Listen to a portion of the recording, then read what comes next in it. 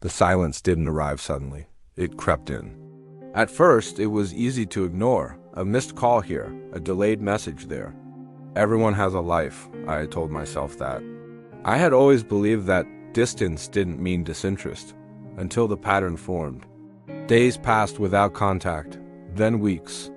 I checked my phone more often than I wanted to admit. Not anxiously, carefully. I didn't want to imagine things. I didn't want to create problems that didn't exist. But something felt different. When I finally reached out to my son, his response was polite, short. He said he'd been busy. He didn't ask how I was. That hurt more than the delay. I tried my other daughter, she answered, but her voice felt guarded. She asked if everything was okay. I said yes. Then she said, "That's not what we heard." That sentence stopped me. Heard from whom? She didn't explain. She said she had to go. After that, the calls stopped altogether. No birthdays. No check-ins. Just quiet. I replayed recent conversations in my head, searching for a moment where I might have said something wrong. I couldn't find one. Then I realized something unsettling. I wasn't being ignored. I was being avoided. And avoidance usually has a reason. I asked my daughter, the one who had taken me to update the papers, if she knew what was going on. She sighed, as if tired.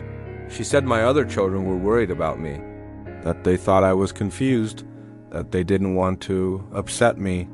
Those words didn't match my memory of them, but they planted doubt. She said it gently, as if protecting me from information I couldn't handle. She said families go through phases, that I shouldn't read too much into it, but I did. Because when people stop calling, something has already been decided. I began to feel like a subject of conversation I wasn't part of. Decisions made without my voice, narratives shaped without my input. I wondered what they had been told, and by whom. One evening, I received a message from my youngest son. It was long, carefully written. He said he loved me, that he hoped I understood, that things were complicated.